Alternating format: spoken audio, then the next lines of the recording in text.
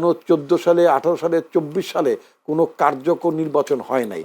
দালালগুলো যদি শেখ হাসিনাকে যদি বাতাস না দিত এবং যদি এরা যদি জনগণের কাতারে থাকতো, তাহলে কি শেখ হাসিনার স্বৈরশাসন প্রলম্বিত হতো না? কথা পরিষ্কার। আরেকটা প্রশ্ন দেখলাম, গণ অভ্যুত্থানের যারা সামনের সারিতে ছিল যদি বলি ছাত্ররা, এবং তাদের সাথে তো অবশ্যই ছাত্র জনতা অবশ্যই ছিলেন, এটা তো অস্বীকার করার কোনো ছাত্রদের একটি অংশ, জি ছাত্রদের একটি অংশ জামায়াতের সাথে যুক্ত হয়েছে, যে এনসিপি যুক্ত হয়েছে। এদের মধ্যে কে কেউ পদত্যাগও করেছেন, দলও ছেড়েছেন। আবার এদের মধ্য থেকে নাসিরউদ্দিন পাটোয়ারি ঢাকা 8 আসনে তিনি প্রার্থী হয়েছেন, যদিও জামাতও তাকে সমর্থন করেছেন। এখন বলা হচ্ছে 8 না 18? 8, নাসিরউদ্দিন পাটোয়ারি 8-এ মির্জা আব্বাসের সাথে বিএনপির। এখন এনসিপি নেতা দাবি করছেন যে মির্জা আব্বাস হেরে যাবেন নির্বাচনে এই 8 আসনে। আপনি কি মনে করবেন? মানে ওই এনসিপির নেতা কি মানে মানে জ্যোতিষ কিনা আমি জানি না, পামিস্ট কিনা জানি না, তো সুতরাং হেরে যাবেন এটা মানে কি মানে প্রার্থী নিজে বলেছেন, ওদের প্রার্থী নিজে বলেছেন? এরকমই কথা শোনা যাচ্ছে শোনা, আমি তো মানে আপনি মানে দায়িত্ব নিয়ে বলছেন কিনা উনি এরকম বলেছেন কি? জি, উনি বলেছেন গণসংযোগগুলোতে, তিনি এই কথাগুলো বলছেন। মানে হি ক্লেমস দ্যাট মানে he will be able to defeat হিম, এই তো? মানে উনি তাকে পরাজিত করতে পারবেন, এই তো? ফাইন, এটা তো উনি এর আগে তো 300 আসনে উনি জিতবেন, এটা তো ওপেন বলেছেন তিনি তো মানে এটা তো নির্বাচনের সময় মানে প্রতিদ্বন্দ্বী প্রার্থী অপর প্রার্থীকে মানে পরাজিত করতে পারবেন বলেই দাবি করেন। এটার মধ্যে নতুনত্ব কিছু আমি দেখি না। তাদের যে জনগণের সম্পৃক্ততা, জনগণ ভোটারদের যে সম্পৃক্ততা, কি দেখছেন? দেখেন, আপনি তো কখনো ভোট করেননি ওদেরকে নিয়ে, ওরা কখনো ভোটে যায়নি, তাই না? তবে যদি একটা প্যারামিটার যদি দেখি, যদি এটাকে আমি স্ট্যান্ডার্ড মনে করি না, সেটা হলো যে বিগত ছাত্র সংসদ নির্বাচনগুলোতে আমি যদি দেখি যে আপনার মানে এনসিপির ছাত্র সংগঠনগুলো তৃতীয় চতুর্থ অবস্থান হওয়া, তো এটা তাদের খুব মানে তাদের সাংগঠনিক অবস্থা যে খুব ভালো, সেটা সেটা সেটা মনে করার কোনো কারণ নাই। আর সবচেয়ে বড় কথা হলো, সাধারণত আপনি যদি নির্বাচনে অংশ নিতেন, আপনি কি বলতেন যে আপনার প্রতিদ্বন্দ্বী জিতে যাবে? নিশ্চয়ই আপনি বলতেন না। তাহলে তো আপনার তাদের মধ্যে এই মানে আশ্বস্ততা এসেছে কিনা যে না তাদের সাথে তো জামায়াত জড়িত, সেই জন্য বলছিলাম যে জামায়াত এখন বিভিন্ন বিশ্ববিদ্যালয়ে, আমাদের ছাত্র সংগঠন মানে এখানে বিভিন্ন পাবলিক বিশ্ববিদ্যালয়ে তাদের ভূমিধস বিজয় বলা হচ্ছে, বিজয় দশমী, সব জায়গায় আপনি যদি তার প্রভাবটা কি পড়বে? আমি এটা তো 1, 2, 3, 4-এর কথা বলবো না, যেহেতু তারা জোটবদ্ধভাবে ইলেকশন করছে, সুতরাং তাদের মানে পরস্পরের জোটের, যদি এভাবে বলি, জামাতের যেখানে জামাত নিজে দাঁড়িয়েছে সেখানে এনসিপির যে কটা ভোটই থাকুক না কোনো, সেখানে যুক্ত হবে ওটা।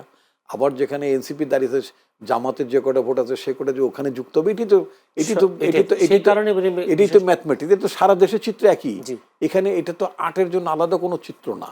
আমি যে কথাটি বলতে চাই সেটা হচ্ছে সেই ভোটের প্রভাবটা পড়বে কিনা, সেই বিজয়ের প্রভাবটা পড়বে কিনা, সেই কারণে তার আশ্বস্ত কি? এটা সমস্ত জায়গাতে একই ম্যাথমেটিক্স, শুধু এটা 8-এ কেন, তারা আর বাদ বাকি জায়গাগুলো তো যেখানে দাঁড়িয়েছে সেখানে কি তারা একই দাবি করছে যে সেখানে বিএনপির প্রার্থী হেরে যাবে?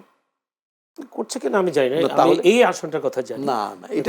এটা মানে আমি এইভাবেই বলতে চাই যে প্রতিটি প্রার্থী নির্বাচনে জিতবেন এই কথাটাই বলেন, এবং তার প্রতিদ্বন্দ্বী প্রার্থী নির্বাচনে জিতবেন না, হেরে যাবেন, এইটা বলেই তারা মানে ক্যাম্পেইনটা করেন।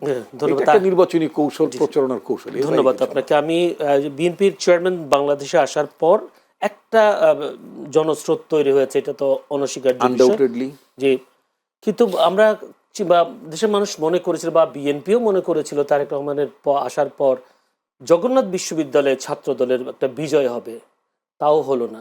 এই ছাত্র দল না হওয়ার পিছনে কারণটা আমি আপনাকে আরেকটা কথা বলি। 72 সালে দেশ স্বাধীন হওয়ার পর 72 সালে নির্বাচন হয়েছিল না? শেখ মুজিবুর রহমান তৎকালীন সময় তো শেখ মুজিবুর রহমান অবিসম্বাদিত নেতা, তো এটাও তো কোনো সন্দেহ নাই নাকি?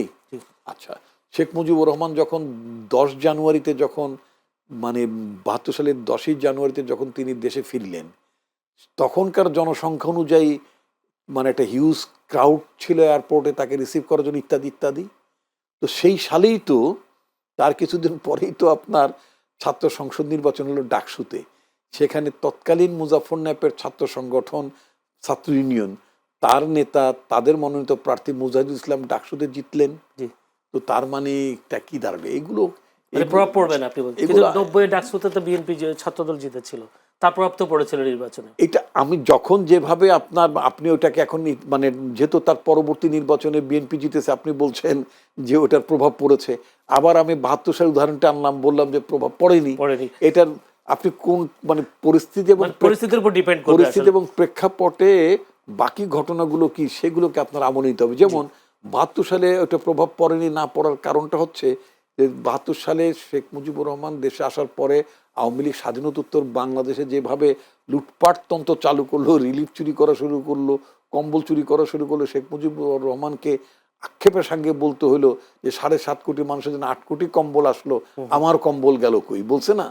এই সমস্ত কারণে মানুষ চিন্তা করলো যেই দেশের প্রধানমন্ত্রী নিজের কম্বলের হিসাব রাখতে পারে না, অথবা তার বাড়িতে তার দলের লোকরা এমন কম্বল চুরি করছে যে এখন প্রধানমন্ত্রীর পরিবারে যে 7টা কম্বল পার মানে তার 7 সদস্য পরিবার, তো তার 7টা কম্বলের জায়গায় একটা কম্বলও তার নাই, তখন বুঝলো যে এখানে তো গভর্নেন্স চলছে না, তাহলে এখানে একটা পরিবর্তন দরকার।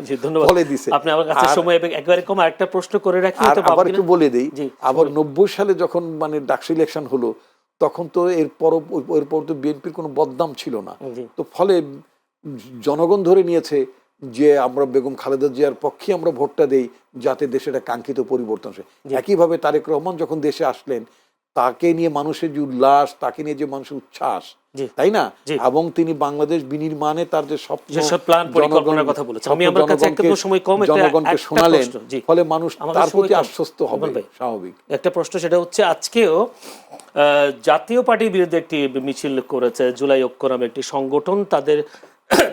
তাদের দাবি, দুঃখিত, জাতীয় পার্টি, 14 দলীয় জোট, এনডিএফ জোটের প্রার্থীদের মনোনয়ন বাতিল সহ কয়েকটি দাবিতে নির্বাচন কমিশনে স্মারকলিপি দিয়েছে জুলাই ঐক্য। এবার নতুন করে আবার এই দলগুলোকে নিষিদ্ধ করা বা বাতিল করার, মনোনয়ন বাতিল করার বিষয়টাকে আপনি কিভাবে দেখছেন? আমি আমি এই দাবিটার নতুন বা পুরনো বিষয়, এই দাবিটার সাথে আমি একমত। কি জন্য? দেখুন, যদি এই সমস্ত দালালগুলো যদি শেখ হাসিনাকে যদি বাতাস না দিত এবং যদি এরা যদি জনগণের কাতারে থাকতো, তাহলে কি শেখ হাসিনার স্বৈরশাসন প্রলম্বিত হতো না? এটা তো স্বাভাবিক। শেখ হাসিনার এমনকি 24-এর নির্বাচনটা যদি এই সমস্ত দালালরা যদি অংশগ্রহণ না করতো, তাহলে শেখ হাসিনার পক্ষে এককভাবে নির্বাচন করা সম্ভবত হতো না, 14 সালে করা সম্ভবত হতো না, 18 সালে করা সম্ভবত হতো না। তো ফলে এই দায়, শেখ হাসিনার স্বৈরশাসক হয়ে ওঠা, ফ্যাসিস্ট হয়ে ওঠার পেছনে তো এদের একটা বড় অবদান ছিল, এতে কোনো সন্দেহ। তবে আমি এরা যে দাবিটা তুলছে, আমি বরং বেশি খুশি হতাম অ্যাজ এ সিটিজেন। আর কিছুদিন পরে তো সিনিয়র সিটিজেনই হব বোধহয়। তো ফলে আমি যেটা প্রত্যাশা করি, এরা যদি এই দাবিটা তুলতেন, এখনো সময় পার হয়ে গেছে তা না, এই দাবিটা বর্তমান সরকারের কাছে, ভবিষ্যৎ সরকারের কাছে যদি দাবিটা যদি তুলতেই থাকে, সেটা কি?